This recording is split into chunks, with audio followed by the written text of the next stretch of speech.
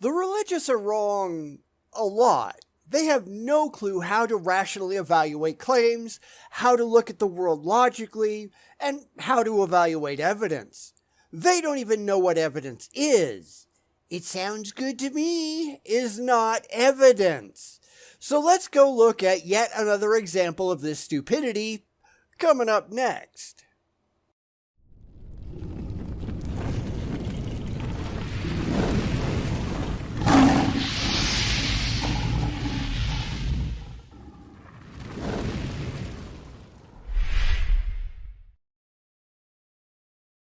So, we know that Tim Barnett is a laughable joke, right? He was when he was part of the Stands Against Reason crowd, and he is today, now that he's struck out on his own. This guy is a moron, but he's good to laugh at, and we can learn about the religious mindset, so we do some of his videos now and then. This time, he's going to look at Neil deGrasse Tyson and then show why the religious are so absurdly idiotic. I'm fine with a self-delusional object lesson, so let's get right to it. I will never be one to tell you what you should believe or what you should not believe. Well, I'll disagree with you right there. People should only believe what is most likely to be true based upon the best available evidence that we have at hand. You shouldn't believe bullshit. Now, I can't stop you, of course. I can only show where you're wrong and point and laugh, but still, I'm going to tell you that you're wrong, and then I'm going to demonstrate it, and you can take it from there. Besides, if any of these people actually listened, who would we feature on the channel? So, I disagree with you there. Tim does these response videos all the time. I think we've covered one or two in the past. So I'll give him credit for at least trying to respond, but he always does so badly and irrationally. He does it based on his childish faith, and your faith doesn't mean shit, Tim. Fuck off. I've got no idea where this one is going, but I guess we'll see, won't we? What I will say is that if you want to say that where we don't understand things, that's where God rests, the God of the gaps argument, because I get asked that all the time. What was around before the universe? I don't know. And neither does Tim. Neither does anyone. They pretend that they do for emotional reasons. But in reality, which is the only thing that matters, they haven't got a clue. The idea just appeals to them, and because these people are not remotely reasonable or rational, they're just going to run with it because, of course, fifis. Now, I'm not trying to put words in Tim's mouth here. We'll get to his response soon, I assume, but we've seen enough of his shenanigans in the past to know that this time it's just not going to go well like it always does. Just because you really wish that you knew, that doesn't mean that you do. So let's get back to the video and hope that Tim says something worthwhile. Don't be holding your breath. Must have been something, God. So they got to stick in God where we're not there yet. And I just say, we got top people working on that. It's a current frontier. We're not there yet. And given the history of the moving frontier, where people had previously said, well, God must be operating, we're long past that. Those explanations have come. And so there's no compelling reason to say God did it and then sort of give up and go on to the next problem. So I kind of let that run on for a while because we're here to respond to Tim, not Neil. So let's say I agree with just about everything he said. I don't, but let's just pretend. We have no compelling reason to insert God done it into anything because we have no evidence that gods are real in the first place or that actually done anything. You have to get to a real God first before you can say, God done it. And we haven't reached that point. We haven't gotten anywhere close. For the religious, God is just a placeholder for their own ignorance. They don't know. They don't like that they don't know. Therefore, God done it. It strokes their egos, and it pushes the right emotional buttons so that they feel warm and tingly inside. But that doesn't mean that it's factually true. People like Tyson usually care about truth, or at least in general, and people like Barnett, they don't give a crap at all. So, are we up to Tim's response yet? Let's check in and see. The God of the Gaps refers to a way of arguing that treats gaps in scientific knowledge as evidence for God. Not really, because how can a gap be evidence for anything? God of the Gaps is a way to just insert God into current gaps in scientific knowledge, because they got to put him somewhere, don't they? This is how it's always been with most religions. They start off back in the primitive days where their gods are responsible for everything because they say so. They made the sun rise and the rain fall. Thunder was a god expressing displeasure. Plants grew because God wanted humans to be happy. And when there was a drought, it was just God being pissed off at people. That's great when you're ignorant of pretty much everything, but once you start to figure stuff out and it doesn't turn out to be God, it all starts to fall apart, doesn't it? We know that God has nothing at all to do with making the sun rise. That has a purely natural explanation. We have filled in all of these wrongly claimed God-done-it claims, and the religious have to find somewhere else to stuff their deities because they can't admit that their gods aren't real. So they find any crack where science hasn't answered a specific question yet and say, God done it. And never once in the history of forever has it ever turned out to be true. That's the problem. It's not true. It always has a natural explanation that at the time they're saying, God done it, we haven't found yet. But we tend to do that, don't we? Of course, the religious just keep moving on to the next gap instead of, growing up and giving up on this whole childish God thing. Maybe they ought to give that a shot, but I'm not holding my breath. On this view, science explains a whole bunch of things, but when it cannot explain something, you just say, well, science can't explain it, therefore God did it. That's demonstrably how this has always worked, though.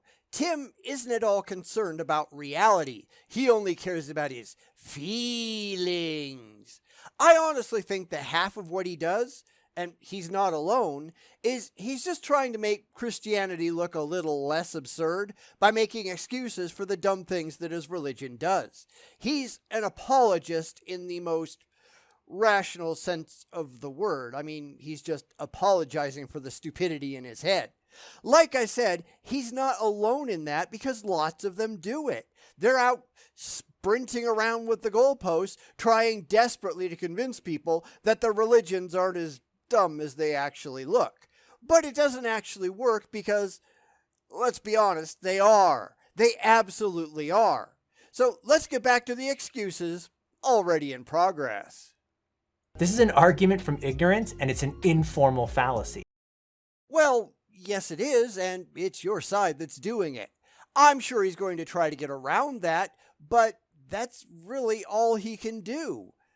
This is just Tim projecting, as if that's any surprise either.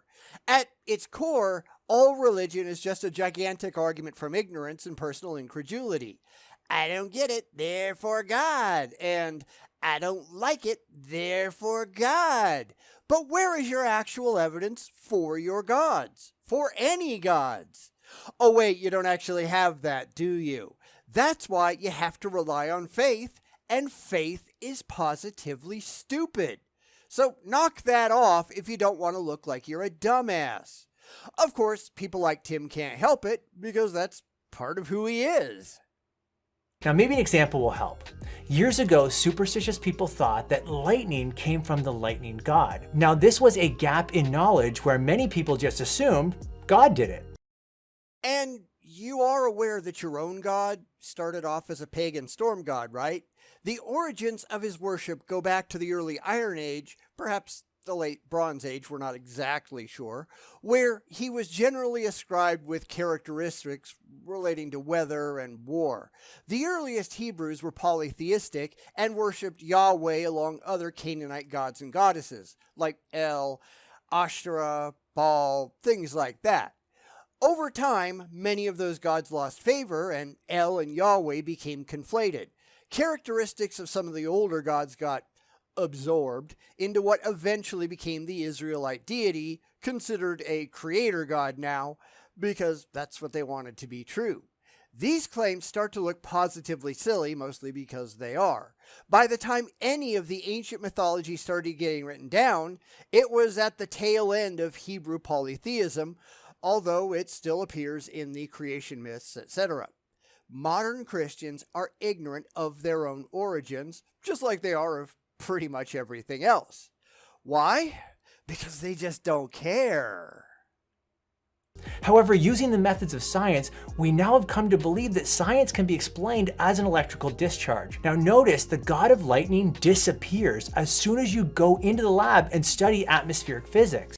Well, it never existed at all. It was just an ad hoc explanation put forth by ignorant people who really wanted to understand what was going on, but had no way whatsoever of doing so at the time. Now, here's where I figure Tim is going to make a lot of mistakes, because really, what else is new?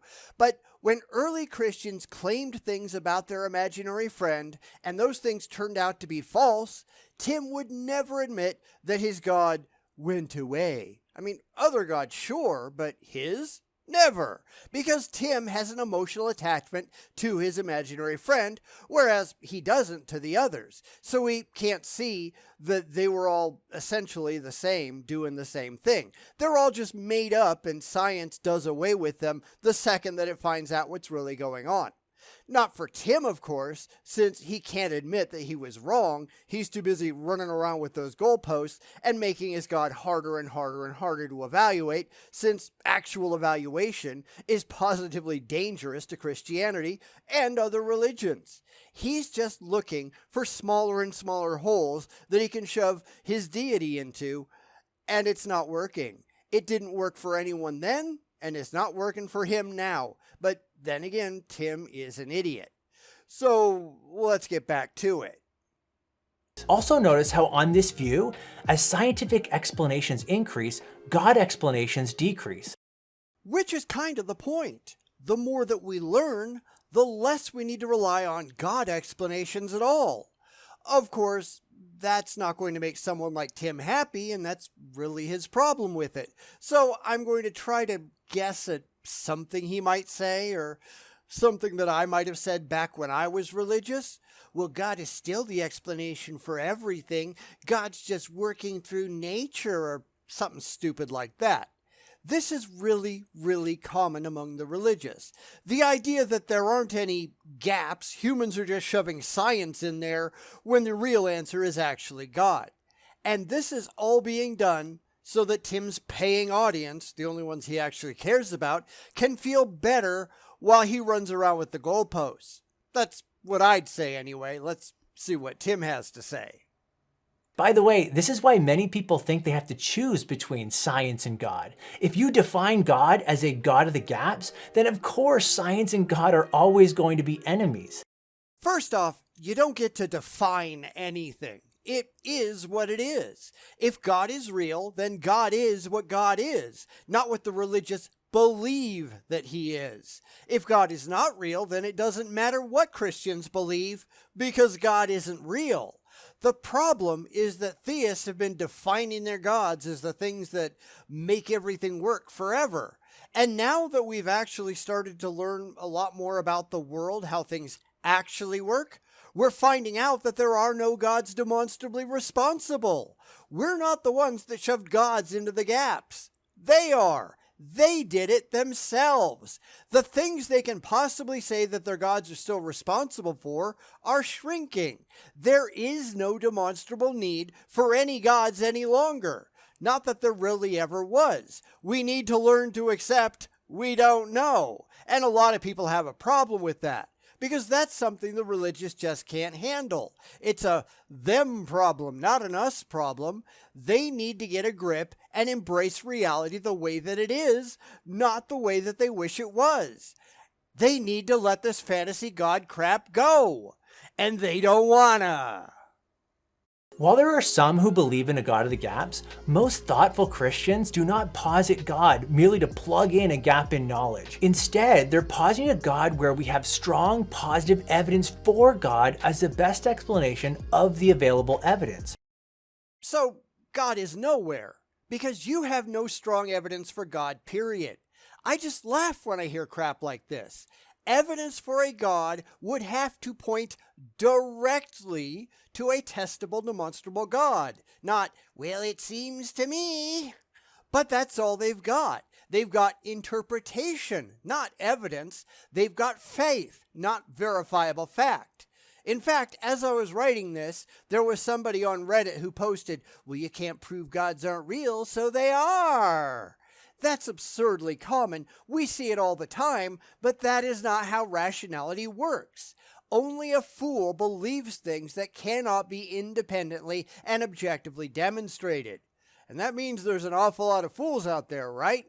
Just because you really want a God to exist, that doesn't mean that a God exists. You have to be able to back it up first, and even with Tim insisting that we can, we all know that he can't. If he could, he'd have done it by now. It's just some variation on, well, I don't get it, therefore God, which is one of the dumbest, most irrational things anyone can say. And I trust no one is surprised. So these arguments are not based on what we don't know, they're based on what we do know. No, they're based on things that you pretend to know, that you want to think that you know. They're not based on anything you can demonstrate that you know. Because Tim couldn't support any of the things he's saying if he tried. It would all be, my book says a thing and I believe it, so it's just gotta be true. But that is not impressive. When we say evidence, we mean things that you can present to us that we can examine independently and that does not require faith or fifis first to accept. But I can't imagine any other explanation that would make me happy. That does not mean that your magical sky daddy is real. These people are morons. Interestingly, the Bible never defines God as merely a God of the gaps. As Oxford mathematician John Lennox points out, Genesis doesn't begin with the words, "In the beginning, God created the bits of the universe we don't understand." Fuck your Bible. We don't care. The Bible isn't evidence. The Bible is the claims. And until you have evidence to back up the Bible, to prove that the Bible is actually true, you're just wasting everybody's time. You need to back it up. Good luck. This always strikes me as the apologists insisting, we have evidence, we do, just to appease their religious audience, while the rest of us are just rolling our eyes at their stupidity because they don't demonstrably have anything at all. Your emperor not only has no clothes, your emperor isn't real. Having an invisible, intangible, completely undetectable emperor that you just assure us is really there, trust me bro, that is not impressive. Yeah, these people, they're not that bright, are they? No, it says, in the beginning, God created the heavens and the earth. He created the whole show. We don't care what your book says. We care what your evidence says. Where's that? And if your book is all you've got, then let me collectively facepalm. Because you're just proving how stupid you actually are. Your book means nothing without significant corroboratory support. That would be like a Muslim saying, my book says that Muhammad split the moon in half, so I've got evidence. Tim wouldn't buy into that. Not that I blame him, but he can't understand that people won't buy into his bullshit either. How can these people be so stupid? Someone, please explain. This is why when Sir Isaac Newton discovered the law of gravity, he didn't say, I have discovered a law, so I don't need God. Instead, he said, this most beautiful system of sun, planets, and comets could only proceed from the counsel and dominion of an intelligent and powerful being. Because he was desperate to believe in your imaginary friend. This is the bold rationalization that your side engages in. This is you doing stuff wrong.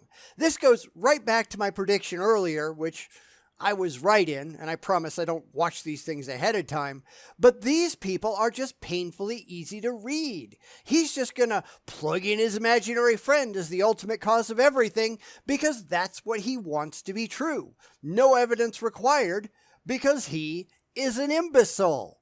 This is not that hard to understand. These people are desperate to get back to their ridiculous faith because they don't want to live without it. What a bunch of maroons. Isaac Newton did not view God as a god of the gaps, and neither should you. But you haven't gotten to God yet. That's the problem.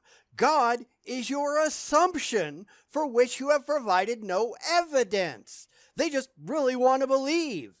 It doesn't matter what Isaac Newton thought about God. It doesn't matter how he saw God. It matters what God is actually like and if God actually exists. And you need to provide evidence for both of those, something you have not done. It's something they haven't established yet, and they're not even trying. Asserting is not demonstrating. Faith is not fact. Wishful thinking is not evidence. How people like Tim can't figure that out is completely beyond me.